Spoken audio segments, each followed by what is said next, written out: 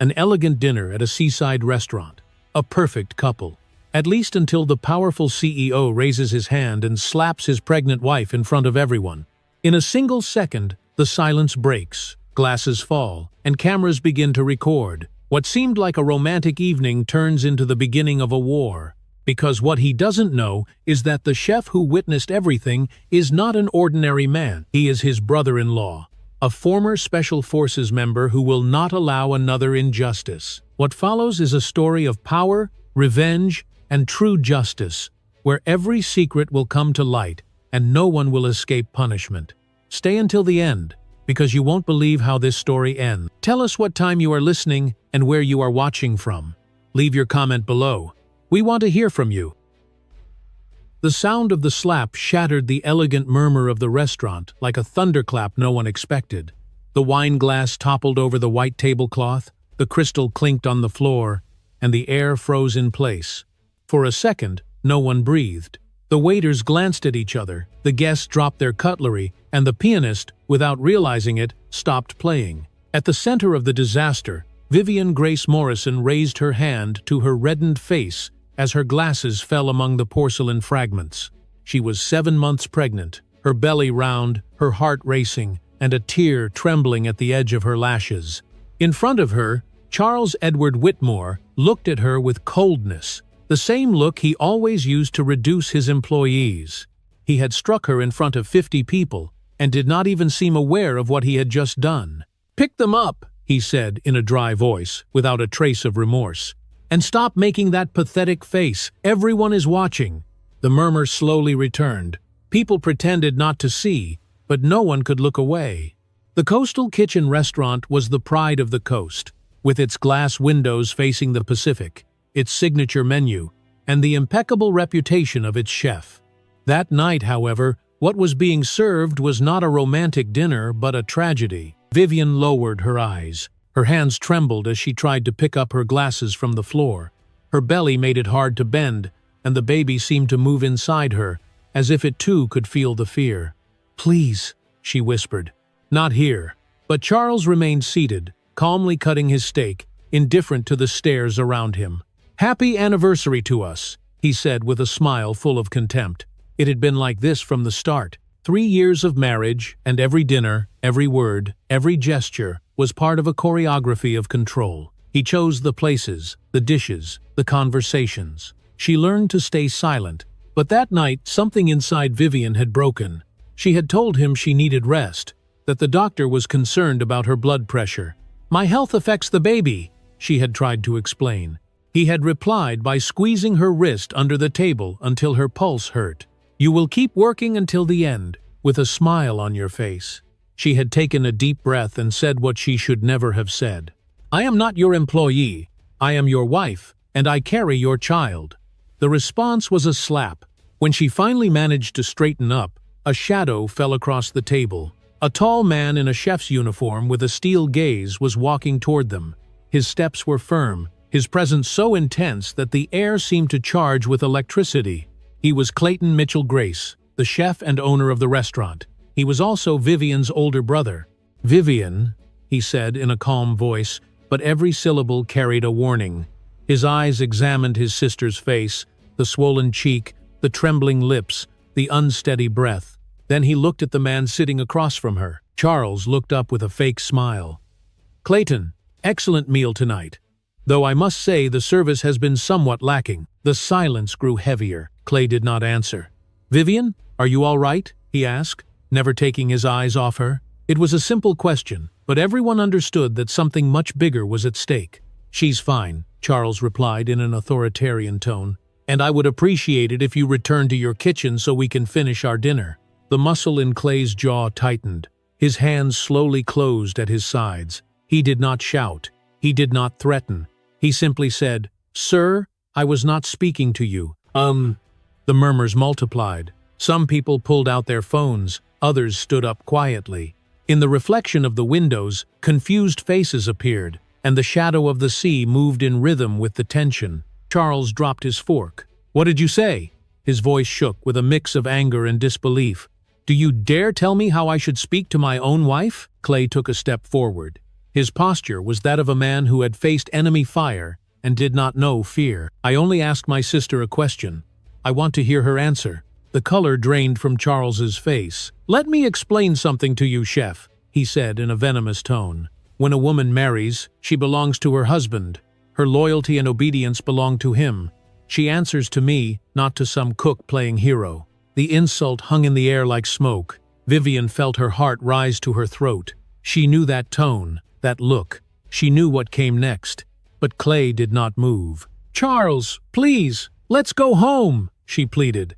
"We're not going anywhere until I say so," he spat. "You wanted a show, now you'll have one." The words cut like knives. "You have been a disappointment since the day you married me. Weak, emotional, useless. I thought pregnancy would make you more obedient, but it only made you more unbearable." Each syllable was an invisible blow. Vivian pressed her lips together. The baby moved strongly, as if trying to escape the fear that filled the room. Then Clay's voice sliced through the air like a blade. "Enough!" Charles turned toward him, furious. "How dare you give me orders?" Clay took another step forward until only a breath separated them. His gaze was a promise. "You will not speak to my sister like that. Not here, not ever again." Charles stood up so abruptly that the chair crashed to the floor. "Do you know who I am?" he shouted. "Yes," Clay replied without raising his voice. "You are a man who just hit a pregnant woman in front of witnesses." Silence fell completely. Outside, the waves crashed against the rocks. Inside, the phones recorded the beginning of a story that would soon set the entire city on fire. And in the middle of that silence, Vivian understood something that would change her destiny. Her brother had returned from hell to protect her, and the man who once swore to love her had just lost everything with a single slap. The silence was so deep that the sound of the sea brushing against the windows could be heard. No one moved. The air smelled of salt, spilled wine, and fear. Clay stood motionless in front of the table, his gaze fixed on the man who had just struck his sister. Inside him, an old instinct awoke, the same one he had learned in war when he had to decide within seconds if someone was a threat. And in that moment, he did not see a client, or a businessman, or an elegant man. He saw an aggressor. Charles tried to regain his composure, wiping his mouth with a napkin as if humiliation could be erased with a gesture. "Don't look at me like that," he said in a dry voice. "You have no idea what goes on between my wife and me." Clay took a step forward. He still did not speak, but his very presence made everyone step back. The waiters moved aside, and the customers lowered their eyes. There was something in the way he moved, a dangerous calm, the kind that comes before a storm. "Vivian, do you want me to leave?" he asked without looking at Charles. She shook her head slowly. Her breathing was unsteady, her face still red from the slap. "No," she whispered. "I don't want you to leave." The murmur resumed inside the restaurant. Some were filming, others discreetly calling the police. The pianist began to play again, but the notes came out broken and trembling, as if he too were afraid. Charles stood up. His height, though respectable, meant nothing against the firmness of the other man. "Listen to me carefully, soldier. Don't stick your nose into my affairs. This woman is mine." The words echoed with unbearable weight. Mine. That word alone made Clay lift his head slowly, with icy calm. "Say it again," he said quietly. Charles stepped back. "What?" I said, "repeat it."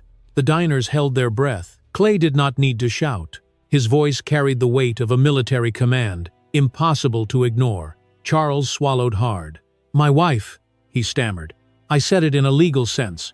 Clay placed his hands on the table and leaned forward until their faces were almost level. "There is nothing legal about hitting a pregnant woman." Vivian tried to step between them, but Clay extended his arm to keep her safe behind him. "Sit down, sister," he murmured. "I'm not going to touch him. I'm only going to talk." But everyone in the room knew that promise had limits. Charles regained his arrogance. "You don't know who I am. I could destroy you with one phone call. This restaurant will disappear tomorrow." Clay smiled. It was a short, joyless smile. "I've seen men with power, Mr. Whitmore. I've also seen them kneel when they finally understood what it means to lose everything." Charles laughed in disbelief. "Are you threatening me?" "I'm warning you," Clay replied calmly. The echo of those two words filled the space. Vivian felt a chill run down her spine. She recognized that tone. It was the same one Clay used before going into combat, back when he still served as a Navy SEAL. The same tone with which he had ordered his teammates to survive. Charles stepped forward, thinking he could regain control. "You can't intimidate me. This is a country of laws. If you touch me, you'll go to prison." "Then it will be a prison where men respect women," Clay replied. The audience began to applaud timidly, unsure if it was courage or madness they were witnessing. A woman in the corner, visibly pregnant, wiped her tears. An elderly man recorded with his phone, whispering that no one should stay silent in the face of such abuse. Charles spoke again, his voice more nervous with each word. "She provoked me. You don't understand. I've endured her ingratitude for months." What I don't understand," Clay interrupted, "is how someone can believe that love is proven through pain." The tension reached an unbearable point. Clay straightened up completely and fixed his gaze on his enemy. In that instant, the difference between them was vast. One was a man who had seen his comrades die defending innocent lives. The other was a coward who only knew how to instill fear. "I'll give you one chance," Clay said in a low voice, almost a whisper. "Apologize to my sister and leave. I don't want more scandal in my restaurant." Charles looked at him as if he had misheard. "Apologize? To a woman who humiliated me in front of everyone?" "Yes," Clay answered, without moving a muscle. "Because if you don't, you'll leave here, but not through the door." Silence fell completely. The rhythmic sound of the waves could be heard. Outside, the wind began to lift sand, as if nature itself were holding its breath. Unable to bear the humiliation, Charles extended his hands and shoved Clay's chest. It was a fatal mistake. The ex-soldier's body did not even move. His gaze turned even colder. "You just made the worst mistake of your life," he said without raising his voice. Before anyone could intervene, Clay grabbed Charles's wrists and pushed them down with controlled strength without unnecessary violence. "Look at me carefully," he whispered. "You will never touch her again. Not with your hands. Not with your words." Vivian felt the air return to her lungs. For the first time in years, she was no longer afraid. "Let me go," Charles demanded. "This is assault." "What you did was a crime. What I'm doing is restraint," Clay replied. "And believe me, I'm being kinder than you deserve." Then the siren sounded. The police were arriving. The restaurant manager had called discreetly. Clay released Charles, who stumbled backward. His eyes searched for allies, but he found only cameras pointed at him. "She's crazy," he tried to say. "This is all an exaggeration." A woman from the audience stood up with determination. "I recorded everything," she announced. "And no, sir, there's no exaggeration when a man hits a woman." Charles turned pale. The door opened. 2 officers entered, and the sound of their steps marked the end of the farce. Vivian covered her face. The tears fell, but they were not only of fear, they were of relief. Her brother turned to her and held out his hand. "Let's go home, Viv," he said softly. "You're not alone anymore." While the police questioned Charles, Clay left the restaurant with his sister on his arm. Outside, the ocean wind hit their faces, cold and clean. The night smelled like freedom. On the horizon, the patrol lights reflected on the water, as if the sea itself wanted to witness a new beginning. And in silence, Clay made a vow he would keep with every fiber of his being. No man would ever lay a hand on his sister again. Never again. The lights from the phones illuminated Charles's face as if he were a criminal just discovered. Every screen captured the scene from a different angle. Every gaze judged him.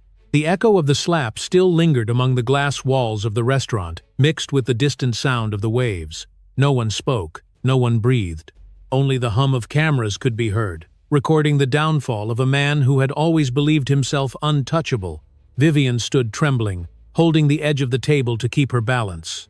The sting on her cheek burned, but what hurt most was the humiliation. She knew that every second of that horror was becoming evidence, a story that would spread across the country before dawn.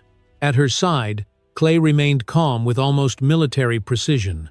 There was no rage in his eyes, only control, the kind of control learned when other people's lives depend on your ability to stay composed. "This is a misunderstanding," murmured Charles, trying to recover his authoritative voice.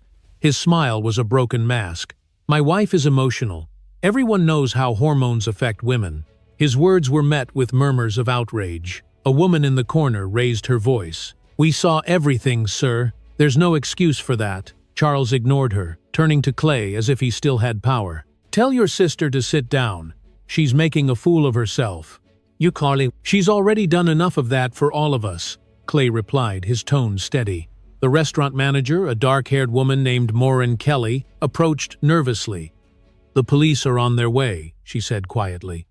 "I've already sent the security recordings." Charles turned pale. "Recordings?" "Yes, sir," she answered. "We have cameras in every room, and several customers have also been recording." For the first time, Charles's arrogance completely shattered. He looked around, seeing the phones pointed at him like small, shining weapons. He tried to maintain his composure, but sweat ran down his forehead. "Turn those off, all of you. You have no right to record. This is an invasion of my privacy." No one obeyed. A young woman, likely a journalist, smiled as she streamed live. "Mr. Whitmore, would you like to comment on why you hit your pregnant wife in public?" Charles turned toward her, furious, but before he could speak, Clay intervened. "I suggest you don't say another word. This is over." Vivian looked at him, tears welling in her eyes. "Clay," she whispered, "please don't make this worse." "I'm not the one making it worse," he said calmly. "He is." Charles laughed, a nervous sound that tried to hide his defeat. "This won't end like this. None of you know who you're dealing with." Clay crossed his arms. "Actually, everyone knows." Finally, the atmosphere changed. What had been an uncomfortable spectacle turned into a collective statement. Several people began to applaud softly, not for the violence, but for the courage to confront it. Others stepped forward to comfort Vivian. A middle-aged woman handed her a tissue. "You're not alone, dear. No one deserves that." Vivian accepted it silently. Her breathing was still uneven, but something inside her began to break differently. It was no longer fear. It was dignity. The police arrived minutes later. 2 uniformed officers walked through the dining room with firm steps. "Good evening. We received multiple calls about a domestic violence incident." Charles raised his hands as if he were the most reasonable man in the world. "Officers, please. This is all a misunderstanding. My wife felt unwell, and my brother-in-law decided to cause a scene." One of the officers, a man with a weathered face, looked at him with skepticism. "A misunderstanding? We have at least 15 witnesses and recordings that show otherwise." The other officer approached Vivian. "Ma'am, would you like to press charges?" She hesitated. She could feel everyone's eyes on her back. For years, she had learned to stay silent, to minimize, to survive without making noise. But then she saw her brother's hand, firm and open, waiting for her decision. She took a deep breath. "Yes, I want to press charges." Charles's face lost all color. "Vivian, think about it. This will destroy everything. My reputation, our businesses, your life." She looked him straight in the eyes. "You destroyed everything with one hand." A restrained applause filled the room. It was not for spectacle, but for respect. It was the first time Vivian spoke without fear. The officers led Charles toward the exit. He kept protesting, talking about lawyers, influence, and money. But no one listened. The cameras kept recording, capturing the face of a man finally facing the consequences of his actions. Outside the restaurant, the sirens lit the facade with blue flashes. The Pacific wind carried the smell of salt and spilled wine. Clay walked beside his sister, covering her with his jacket. She leaned on his arm, exhausted. "Are you all right?" he asked. Vivian nodded weakly. "I don't know, but for the first time, I feel like I can breathe." Maureen, the manager, approached with concern. "The ambulance is on its way, Mrs. Grace. Your blood pressure seems high, and it should be checked because of the pregnancy." Vivian tried to say it wasn't necessary, but Clay was firm. "We're going to the hospital now." As the paramedics helped her onto the stretcher, the cameras kept recording, but this time not to expose her pain, but to show her courage. On every screen in the restaurant, a lesson was being recorded. That violence has no justification. That dignity has no price. That even the quietest victim can find her voice when someone dares to believe her. Charles was placed in the police car, handcuffed.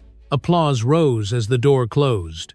Inside the restaurant, some people quietly raised their glasses, not to celebrate the scandal, but to honor justice. From the stretcher, Vivian looked at her brother one last time before the ambulance departed. "Thank you for coming for me." she said in a trembling voice. Clay looked at her with tenderness, his face hardened by determination. "I'll never let anyone touch you again, I promise." The door closed, and the red lights faded down the road. In the reflection of the windows, the sea kept crashing against the rocks.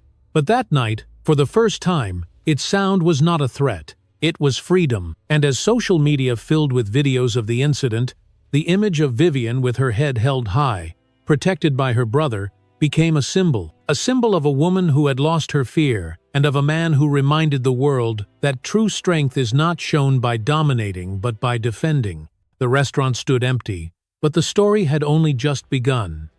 The night had swallowed the restaurant's glow, but the blue light still reflected on the windows, reminding everyone of what had happened. Inside the patrol car, Charles Edward Whitmore breathed heavily. His handcuffed wrists rested on his knees as his mind tried to construct a version of events that could save him. He had lived his entire life believing that money could erase any mistake. He thought one call to his lawyer would be enough to regain control of the narrative. But this time, it wasn't a business rumor.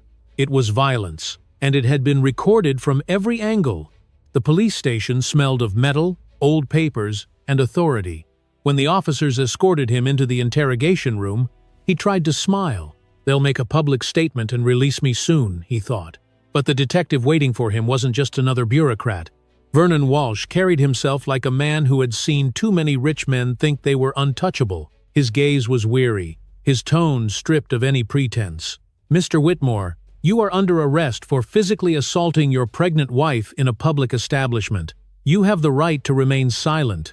Charles took a deep breath, straightening his wrinkled jacket. "It was a misunderstanding. My wife was hysterical. I only tried to calm her down." Walsh sat down slowly. "Calm her down with a slap? That's quite a method." He opened a folder and spread out several photographs. "We have the security footage, the statements of 50 witnesses, and the videos from social media. You don't need to explain. You already did it yourself, in high definition." Charles tried to regain the commanding tone he used in board meetings. "Do you know who I am? My family has supported your department for decades." The detective looked at him with tired eyes. "I know exactly who you are. I also know the kind of men who think their last name protects them."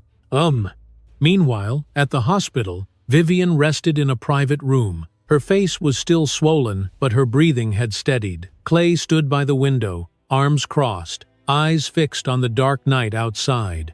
"Do you think they'll release him?" asked Dorothy, their mother, sitting at the foot of the bed. Clay shook his head slowly. "Not this time. There's too much evidence." Vivian opened her eyes. "But his family can pay for everything. They can lie, manipulate, buy whoever they want." "No.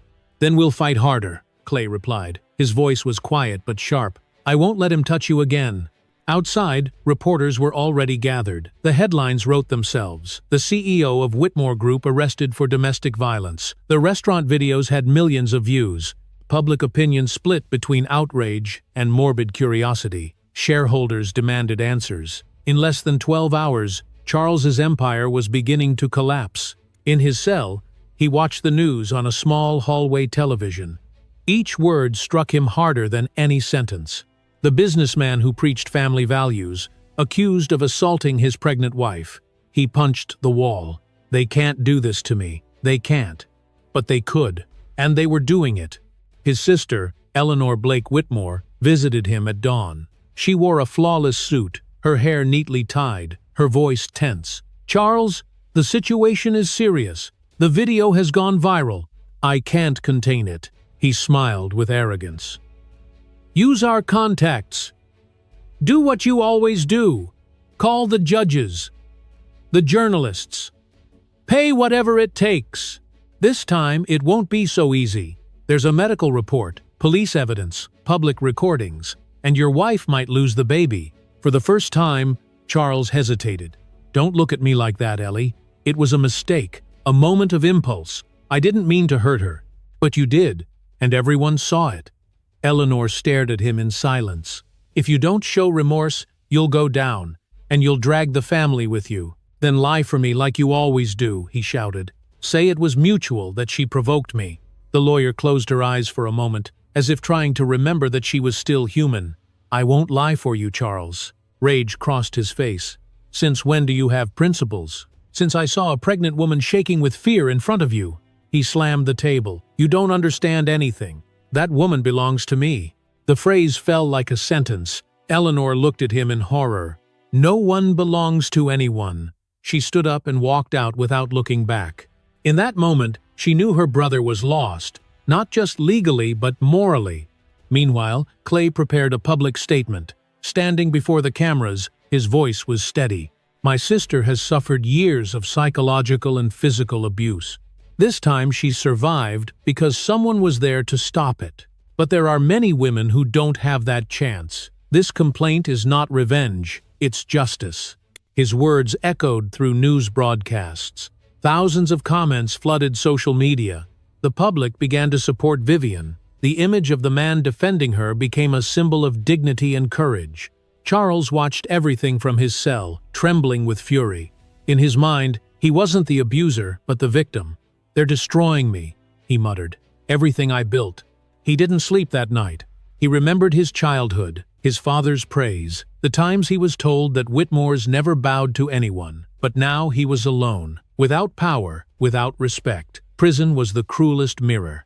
At the hospital, Vivian gently caressed her belly as the baby's heartbeat monitor beeped softly. Clay held her hand. The worst is over. She looked at him with gratitude and sadness. The worst has just begun. He won't stop. He doesn't know any other way to live. No. Dorothy entered with a glass of water. Then he'll have to learn. Dawn painted the sky in shades of pink.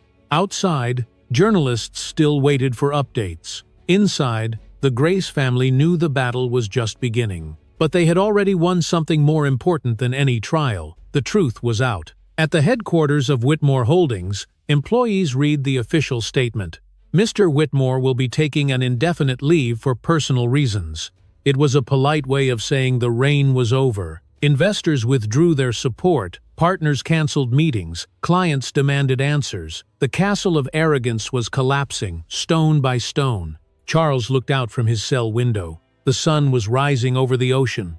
For the first time in his life, he understood what power meant when it was gone. It was nothing but a mirage, a fragile reflection that disappears with the first truth.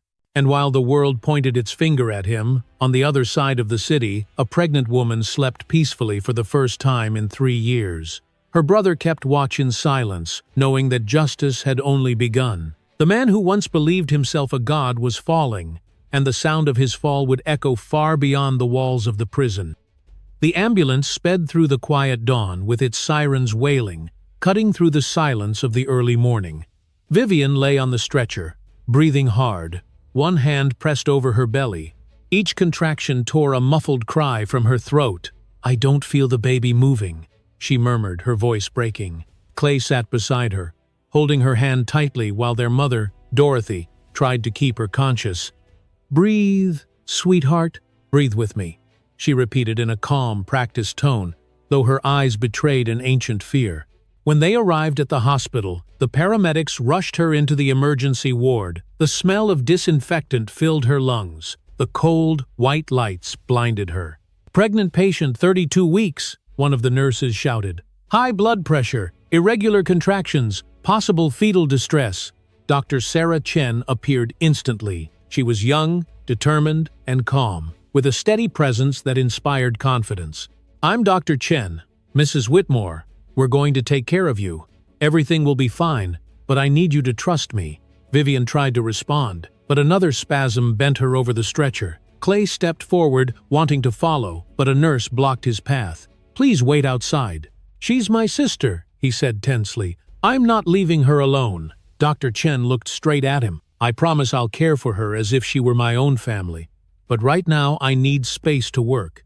Your presence could raise her stress level. Clay hesitated but saw in the doctor's eyes the same resolve he had once seen in soldiers before a mission. He stepped back. Dorothy came to his side, struggling to stay composed. She's strong, she'll get through this. Inside the room, the monitor beeped unevenly. The baby's heartbeat was faltering. Vivian fought to stay conscious, her mind filled with scattered images. The slap, the camera flashes, Charles's voice accusing her of exaggerating. Everything blurred together into the fear of losing what she loved most. Please, don't take my baby, she whispered, not knowing if she was speaking to the doctor or to God.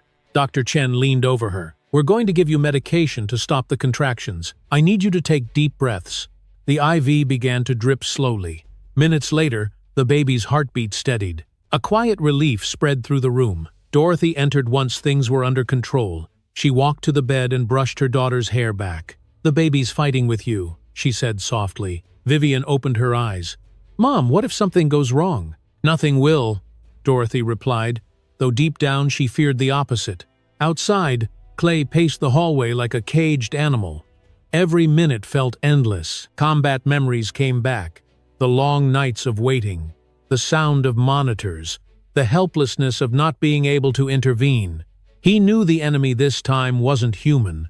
It was fear. After an hour, Dr. Chen came out. "We've stabilized her.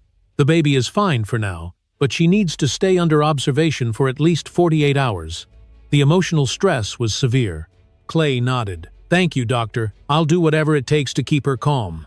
"Doctor." Chen looked at him with a mix of admiration and warning. "That means keeping her away from any contact with her husband. Her body needs peace, not more tension." Meanwhile, in his cell, Charles demanded to see his lawyer. "I want to see her. She needs to know I'm sorry." But his tone carried no remorse, only a desire to regain control. His sister Eleanor visited him for the second time. "Vivian is in the hospital. She almost lost the baby," she said. Charles turned pale. "What are you talking about?" "I'm saying your violence nearly killed your child." He sat down, disbelief spreading across his face. "That can't be true. She always exaggerates." Eleanor pressed her hands against the table. "You're lucky she's still alive. And you're still breathing only because your brother-in-law controlled his rage." Charles looked away. "I don't need lectures.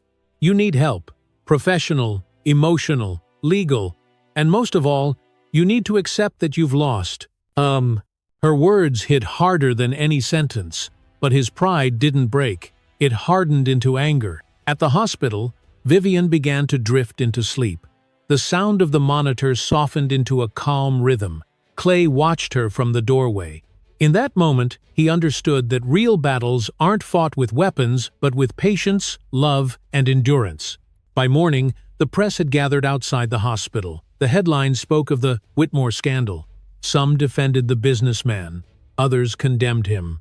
But among all the images, one stood out: Clay holding his sister's hand inside the ambulance. That photograph went viral. Messages poured in from around the world. Grateful women, moved men, people who saw in him a new kind of strength. Dorothy showed him one message. "Look at this. A woman says she left her husband after seeing what you did for your sister." Clay looked down. If even one person feels braver, then it was worth it. Inside the room, Vivian woke up with a calmer face. "Where's my baby?" she asked softly. "He's fine," said Dr. Chen. "His heart is strong." A tear rolled down her cheek. "I want to protect him from everything I've been through." "And you will," Dorothy assured her, "because you've learned what fear feels like, and you'll never live it again." That night, while the city slept, Clay stepped out onto the hospital balcony. He looked at the distant lights, the ocean reflections, and the steady hum of the wind. He took out his phone and opened the latest headline: "The Whitmore Empire Crumbles Amid Abuse Allegations." He closed his eyes. It wasn't revenge, it was justice. Inside, his sister slept peacefully. The monitor kept marking the rhythm of two hearts, one large and one small. Both had survived a night that could have been their last, and as the dawn painted the hospital windows gold, Clay made a silent vow. "I'll protect that life with my own if I have to." The past had left scars, but inside that white, quiet room, something new had been born. Not just a child, but hope. Because even after violence, the body learns to heal. The soul does too. And in the steady beat of the small heart on the monitor, Vivian and Clay heard the promise of a new life, free from fear, free from chains, free from Charles Whitmore. Dawn brought a gray light over the city. Reporters still crowded outside the hospital, holding cameras and microphones. The Whitmore case had become the most talked-about scandal in the country. The same image appeared in every headline: a pregnant woman with a red cheek, a handcuffed man, and a former soldier standing protectively beside her, as if the whole world were an enemy. Inside, Vivian woke up startled. She had been dreaming of the night at the restaurant, the cold light, the phone's recording, the silence before the shame. It took her a few seconds to remember where she was. The room smelled of medical alcohol and wilted flowers. Clay was asleep in the chair beside her bed, arms crossed, his face tired. Dorothy was checking her blood pressure with the calm precision of a trained nurse. "You're improving," she said softly. "The baby too. The danger has passed for now." Vivian nodded. "What about him?" Clay opened his eyes just then, as if the question had woken him. "He's still in custody. His family hired the best lawyers. They'll try to get him released before the hearing." Dorothy sighed. "The rich always find a way." "Not this time," Clay replied. "Not if we do things right." Elsewhere in the city, Eleanor Blake Whitmore sat in her office, surrounded by documents. The headlines haunted her too. Her last name, once a symbol of prestige, was now synonymous with scandal. She hadn't slept in days, caught between emergency calls and family meetings. Her mother cried, her father demanded silence, and investors threatened to pull out. But what tormented her most was the image of Vivian's face in the hospital, fragile yet brave. She replayed the recording from her last conversation with Charles. Her brother's voice filled the room. "She's mine. If I have to destroy her to keep my power, I will." Eleanor closed her eyes, unable to listen any further. She knew that audio could destroy the family, but it could also save a life.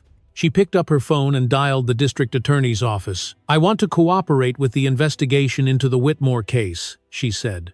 "I have relevant evidence."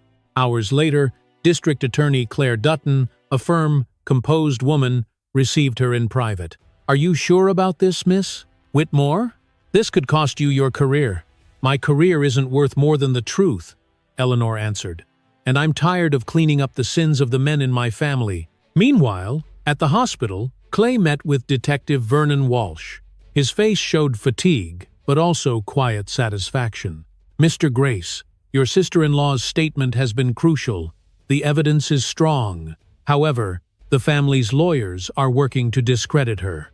Clay frowned. "How?" "They plan to claim she's emotionally unstable because of the pregnancy. They'll try to portray her as nervous and prone to exaggeration. They're even digging through old medical records to build that narrative." Vivian listened from her bed. Her voice was weak but steady. "I won't allow it. I'll tell the truth in front of any judge." Walsh nodded respectfully. "That attitude is your best defense." That afternoon, the hospital was surrounded by reporters trying to get statements. Security had to be reinforced. Eleanor arrived without warning, carrying a briefcase. Her face was pale, but her eyes were resolute. Clay intercepted her in the hallway. "What are you doing here?" "I came to see her," she said, "and to talk to you." When Vivian saw her, she tensed. "I don't want to see you. I don't want to hear any more lies." "I'm not here to defend him," Eleanor said, stepping closer. "I'm here to apologize." She opened the briefcase and pulled out a recorder. "I have proof that Charles planned to keep threatening you even after his arrest. This audio can destroy him completely." Clay studied her warily. "Why help us?" "Because I can't be complicit anymore. I protected him for too long. I thought his outbursts were just stress, that I could control him. But what he did to you is unforgivable." Vivian felt tears blur her vision. "I don't trust any of you." "I'm not asking for trust. Just use this to protect yourself." Eleanor set the recorder on the table and stepped back. "Your brother will know how to get it to the authorities." As she left the room, Clay followed. "If this is a trap, I'll find out." "It's not," she said, stopping in the corridor. "I'm a lawyer, but before that, I'm a woman. And what I saw in that hospital room changed me." Clay nodded silently. For the first time, he believed her sincerity. That same night, Detective Walsh presented the recording to the district attorney. Charles's words were clear, cruel, and impossible to deny. The prosecutor ordered that he remain in custody without bail. The news spread immediately. Every network repeated the most chilling line from the audio. "If I have to destroy her, I will." At the hospital, Vivian listened to the recording in full. Her face filled with tears, but they were not tears of sadness. They were of release.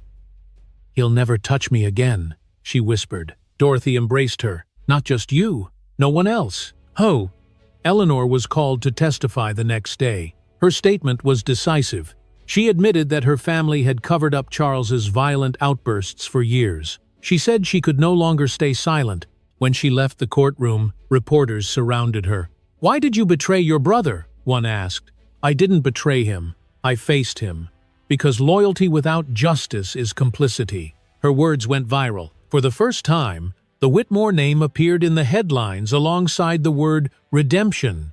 Clay watched the coverage from the hospital TV. He knew the war wasn't over, but the woman who had once been an enemy had just changed the course of the story.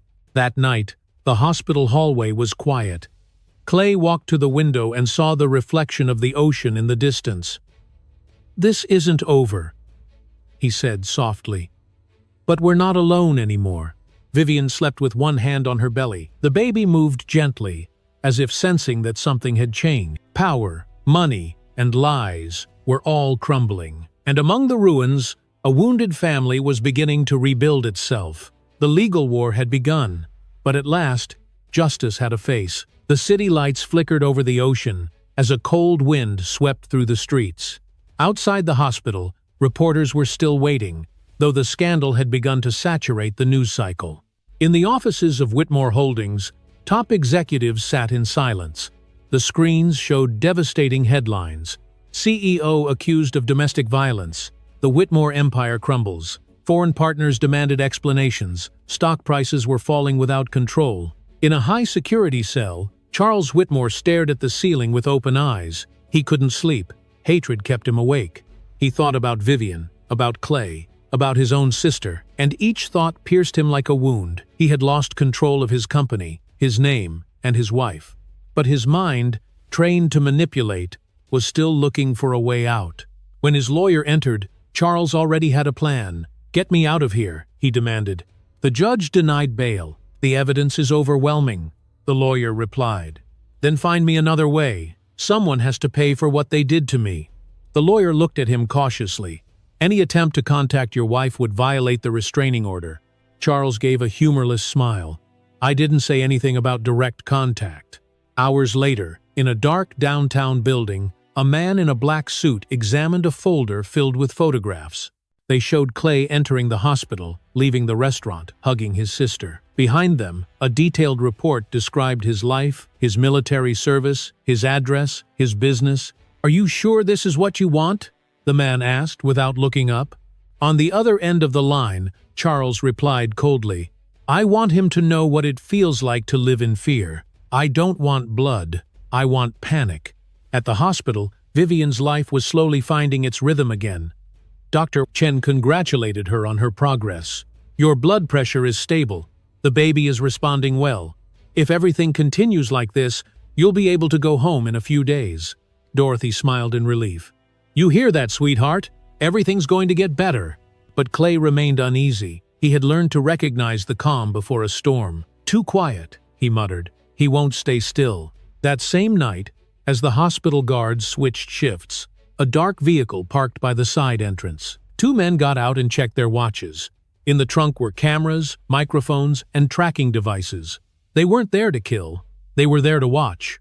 One of them spoke into a radio. "We're in position, proceeding with the installation." The other nodded. "Target is the ex-military. The rest is background data."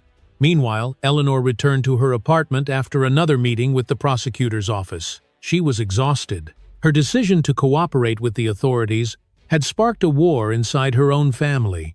She had received anonymous threats, silent calls, and photos of her house. At first she thought it was paranoia, but that night, when she found her door slightly open, she realized the fear was real. She entered cautiously. The air smelled of men's cologne and cigarette smoke. Someone had been there. On her desk lay a handwritten note. "Stay out of this. It's not your war." Eleanor crumpled the paper in her hand. She knew exactly who had sent it. She called Clay immediately. "Your sister is in danger," she said without hesitation. "Where are you?" "At my apartment. I think someone was here. Get out now. I'll pick you up in 20 minutes. Eleanor obeyed. Her heart pounded in her chest. As she stepped outside, she saw a black car parked across the street. Two men inside pretended to read the newspaper. She didn't think twice. She got into a taxi and disappeared into the traffic. Clay met her in an underground parking garage. His expression was the same as in combat, focused and unshaken. "I knew it. They're moving pieces." Charles can't do this from prison. He can, and he is. He's got money, connections, and people who owe him favors. While they spoke, a message came to Clay's phone. It was from Travis, his old military partner and co-owner of the restaurant. "Brother, I checked the hospital's parking lot cameras. Someone tampered with the security circuits 3 hours ago." Clay cursed under his breath.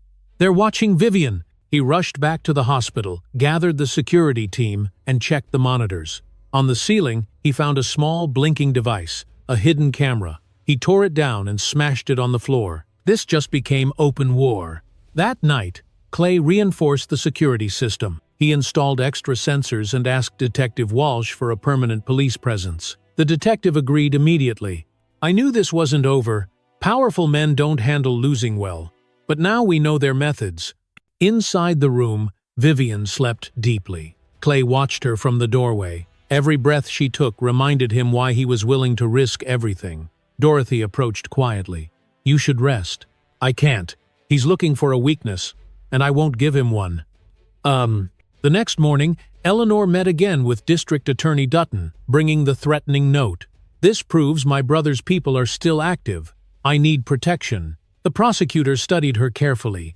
"You'll be included in the witness protection program. But if you fully cooperate, we can dismantle the entire Whitmore network." "I'll cooperate," she said, "until the end." Meanwhile, in prison, Charles received an envelope filled with recent photographs. One showed Vivian walking down a hospital hallway. Another showed Clay talking to police officers. His smile returned. "Perfect," he muttered. "Now they know they can't hide." But his satisfaction didn't last long. The next day, Detective Walsh and the district attorney presented a new warrant for conspiracy and attempted intimidation. The contacts who had helped him were arrested. The men in the black car vanished. For the first time, Charles felt the fear shift to his side. That night, Clay got a call from Walsh himself. "Good news. We've got the people responsible. But don't drop your guard. Wounded monsters are the most dangerous." Clay looked out the hospital window. The harbor lights shimmered in the distance. "I won't relax until she's safe," I promised. Inside, Vivian opened her eyes and saw him there, steady, vigilant. She smiled faintly. "Another sleepless night?" "Just one more," he said. "Until the whole world knows he no longer has power over you." Oh, the wind rattled the windows. The storm still raged outside, but inside that room, peace was beginning to take root. For the first time, Clay understood that justice was not a single moment, but a daily battle. And though the Empire's revenge had been brutal, the truth was still breathing. And as dawn broke over the sea, the shadows began to retreat. The rain fell hard over the city, washing away the remains of a night filled with fear. The hospital was quiet.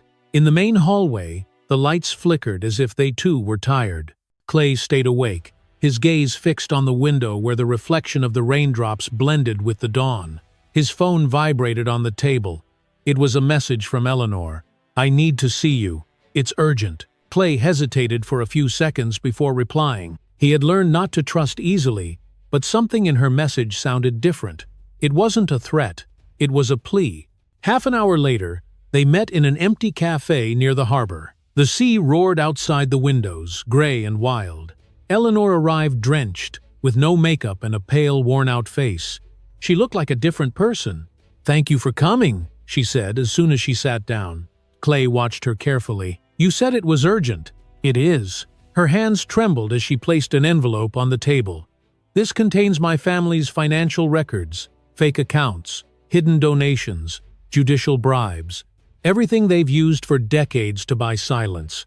And there's more. Proof that Charles has been in contact with one of his former partners even from prison. He's planning to escape." Clay frowned. "Escape? That's impossible." "It's not. He has hidden money, loyal people, and a route set up to Mexico. If we don't act now, he'll disappear before the trial." The ex-soldier stayed silent. He knew how to recognize truth when he saw it in someone's eyes. "Why are you giving me this? You could be destroyed." "I already am," she said, her voice trembling. "I've lost my job, my reputation, my clients, all because I told the truth. But if they stop him, if they keep him from getting away, maybe all this will mean something." Clay nodded slowly.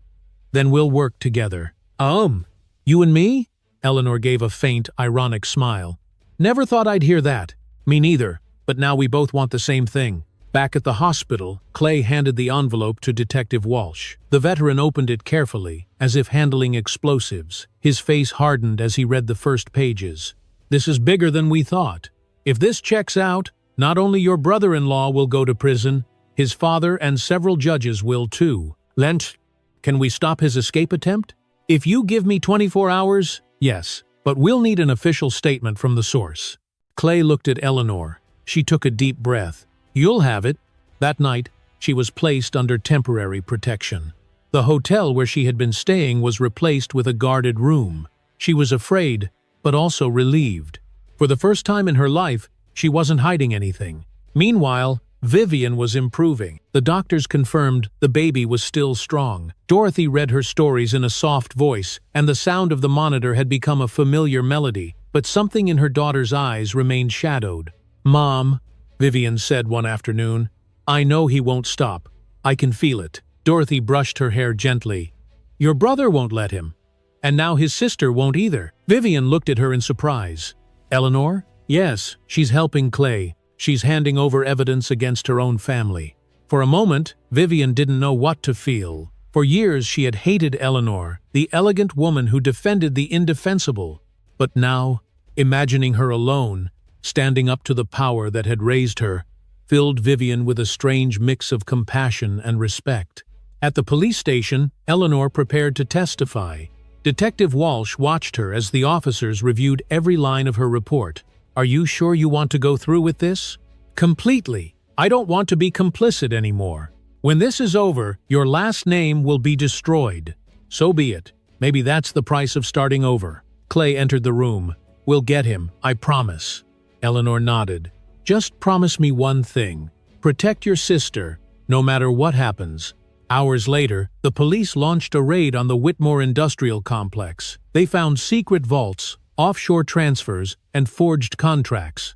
Everything matched the documents Eleanor had provided. In one of the offices, they discovered a list of names, among them a prison official. It was the missing link in Charles's escape plan. When the story broke, the entire city reacted. Corruption and abuse at the heart of the Whitmore empire.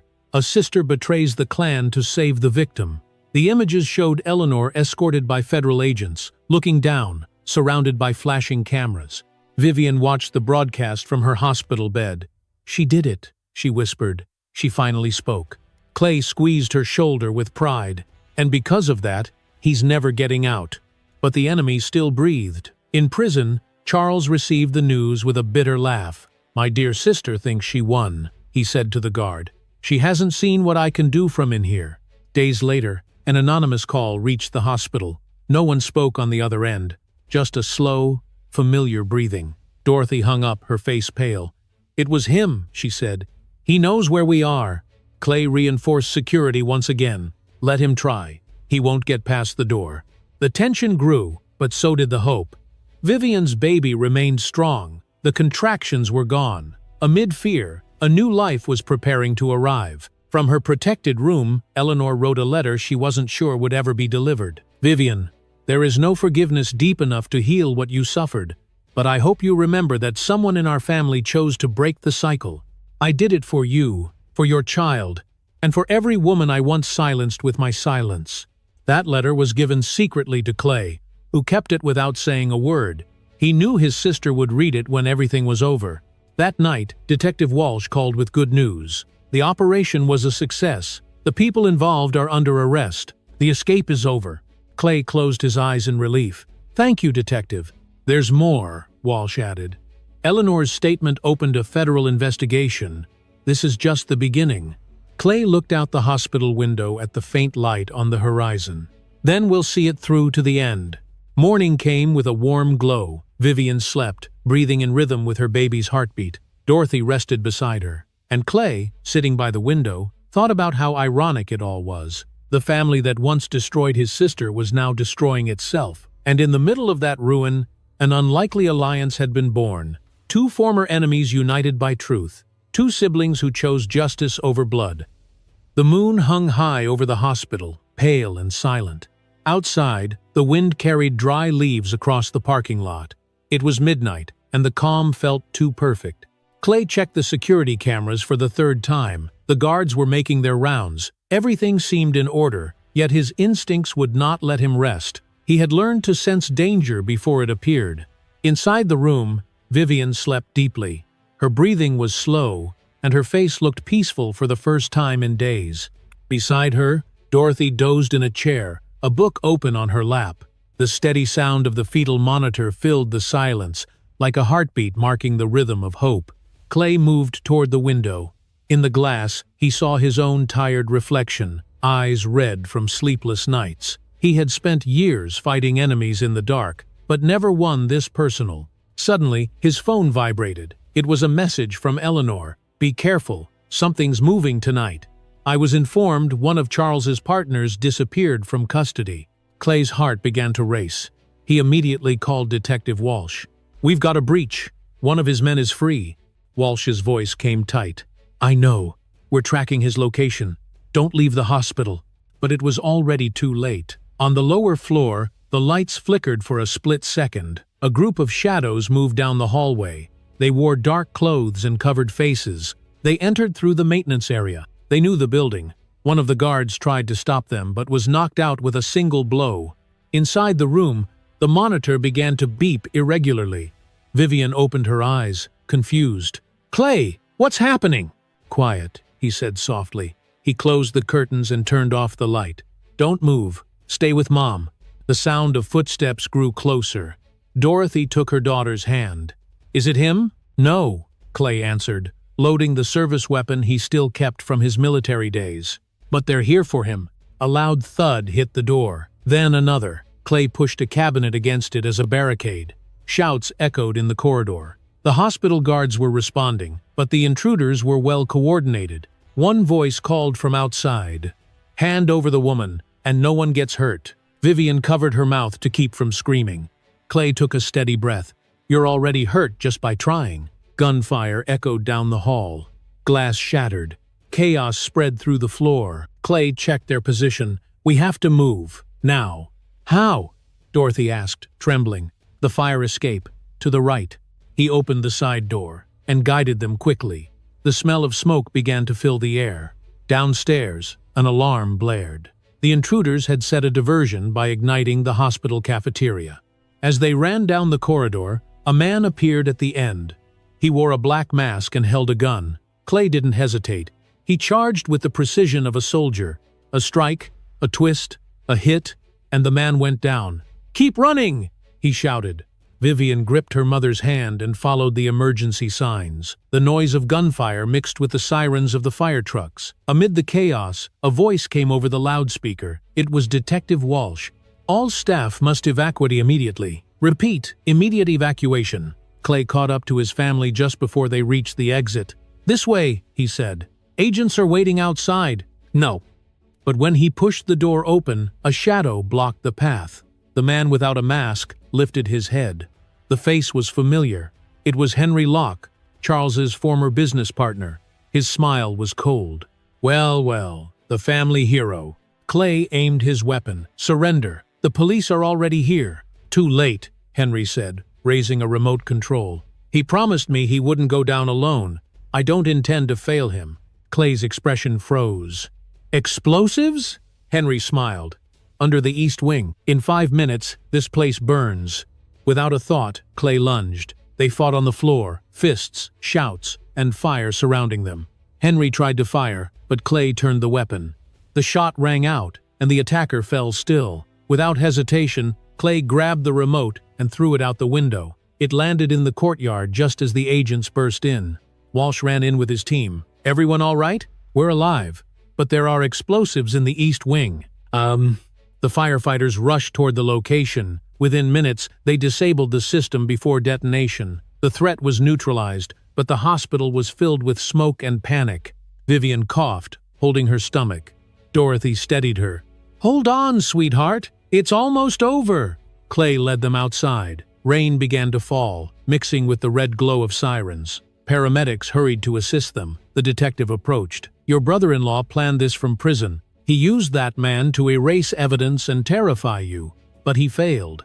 Clay stared at him. "No more fear. I want him locked away somewhere he can't even dream of freedom. He will be. The transfer order is already signed. He's being moved to a federal prison under maximum surveillance. As emergency crews regained control, Vivian sank onto a stretcher, exhausted. I thought this nightmare would never end, she whispered through tears. Clay brushed her hair gently. This part's over. The rest we'll face together. Miles away, in his cell, Charles was jolted awake by the guards. Whitmore, up! Immediate transfer! The businessman looked out the small window, seeing the city lights far away. He knew it was over. Not just the power, the war itself. Hours later, the hospital returned to calm. The rain kept falling, but the air smelled clean. Walsh shook Clay's hand. You did what most people wouldn't. You protected your family without hesitation. Lel. Clay gave a tired smile. She'd do the same for me. Inside, Vivian slept again. Her mother stroked her forehead as the baby moved within her, life answering danger with hope. That night, as the patrol lights faded one by one, Clay stepped into the hospital garden. The sky was clearing, and for the first time in a long while, he saw stars. He thought of Eleanor and her courage. He thought of Vivian and her strength. He thought of his father, who had always told him that honor isn't measured by the battles won, but by the ones faced without fear. The war was over, but the truth had just begun to shine. And as the city slept beneath the rain, the name Whitmore ceased to be a symbol of power and became a lesson.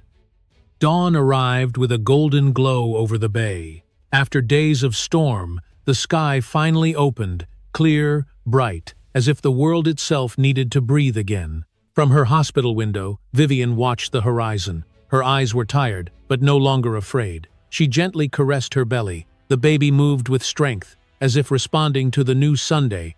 Dorothy entered quietly with a cup of tea. Seems like a good day to start over, she said with a soft smile. Vivian nodded. I never imagined making it this far. You did because you never gave up. Clay appeared behind them, his jacket wrinkled and dark circles under his eyes. He had spent the night patrolling the halls, yet his expression was calm. Detective Walsh called a few minutes ago. The transfer has been confirmed. Charles is now in a federal prison under special surveillance. He won't be able to contact anyone. Vivian closed her eyes in relief. Then it's over. Yes, Clay said. It's finally over. I'm sick. Just then, Dr. Sarah Chen entered with her usual calm smile. Good morning. We have great news. Your test results are excellent. Your blood pressure is stable, and the baby is perfectly healthy. If everything stays the same, you'll give birth in a few weeks with no complications. Dorothy released a breath she had been holding for days. Thank you, doctor. You have no idea what this means to us. Sarah nodded kindly. I do, Mrs. Grace. But remember, recovery isn't only physical, it's also emotional. Vivian smiled faintly. I'll try to heal inside too. You will. You've already begun just by surviving. When the doctor left, Clay sat at the edge of the bed. Have you thought about what you'll do next? Vivian looked out the window. Maybe leave the city. I want a quiet place to raise my child, somewhere no one reminds me of what happened. I'll help you find it. She took his hand. You don't have to stay by my side forever, Clay. Yes, I do. Until you and the baby are safe. And after that, I'll stay because I want to. Vivian's eyes filled with tears. I don't know how to thank you. You don't have to. You gave me back something I lost a long time ago. Faith. Days later, the hospital returned to normal. The reporters left, the cameras were gone, and the city found a new scandal to follow. But in room 305, life was preparing to begin again. Dorothy arranged fresh flowers. Clay reviewed the discharge papers, and Vivian wrote a letter. It was addressed to Eleanor. Dear Eleanor, I don't know if we'll ever see each other again, but I want you to know that I forgive you, not because I've forgotten, but because I understand that breaking the silence is also a kind of courage. Thank you for choosing the truth, even when it cost you everything. Your decision saved my life and my child's. I hope one day you find the peace I'm still searching for. She sealed the envelope and handed it to Clay. Please, make sure she gets it. He nodded. I will. In prison, Charles faced a reality he had never imagined. The days were identical, the walls cold, the faces expressionless. His name no longer inspired respect, only contempt. The newspapers had stopped mentioning him. No one answered his letters. Even his father had cut all communication. He was a dethroned king in his own concrete kingdom. In his solitude, he replayed the events, searching for someone to blame. But for the first time, guilt reached him. He remembered the night at the restaurant, his wife's gaze, his sister's trembling voice, Clay's restrained fury. The truth was heavier than the chains. One day, he asked for paper and a pencil. He wrote a letter he never sent. "I ruined everything. I lost the only thing that could have saved me. If my child ever reads this, I want them to know their father was weak, that he mistook power for fear, and that a man without respect for life doesn't deserve freedom." That letter stayed in a drawer, forgotten, like him. Meanwhile, Eleanor lived under protection in another state. She had changed her name and now worked as a legal advisor for an organization defending victims of domestic violence. Every day she answered emails, reviewed cases, and listened to stories that reminded her of her own. At night, she looked at the horizon from her window and thought of Vivian. She survived. "That's enough for me," she would say to herself. A month later, Vivian gave birth. It was a long delivery, but filled with hope. Clay was there, holding her hand. Dorothy wept with joy when she heard the baby's first cry. "It's a girl," announced the doctor with a bright smile. "She's healthy and strong." Vivian looked at her with tears in her eyes. "I want to name her Hope." The name echoed in the room like a promise. Clay kissed his sister's forehead. "Welcome, little Hope. You arrived just in time to remind us that life can begin again." The days that followed were filled with exhaustion and tenderness. The baby slept in a crib by the window. Every ray of sunlight seemed to bless her existence. Vivian watched her for hours, remembering every obstacle, every wound, every tear that had brought her to this moment. One afternoon, Clay took her for a walk in the hospital garden. The air smelled of jasmine and damp earth. "You'll be going home soon," he said. "Yes, but before that I want to go somewhere." "Where?" "To the ocean. I want my daughter to see the same sea that watched me survive." Days later, the family went to the bay. The sunset painted the sky in shades of pink and gold. Vivian sat on the sand with Hope in her arms. The wind played with her hair. Dorothy and Clay watched in silence. It was a perfect picture, an ending and a beginning all at once. Vivian looked at the horizon. "I promised to raise her without fear. I promised to teach her that strength isn't measured by how hard you fight, but by how deeply you heal." Clay placed a hand on her shoulder. "And I promise to protect you both, always." The sun dipped slowly, and the sea reflected its light. In that moment, all the pain of the past dissolved with the waves. Vivian smiled. "Now it's over," Dorothy answered gently. "No, my dear, it's just beginning." The wind blew stronger. The sound of the sea filled the air like a prayer. And as the sky darkened, a new story began to write itself. A story where justice had triumphed. A story where love was reborn. A story where, at last, peace had a name. Hope,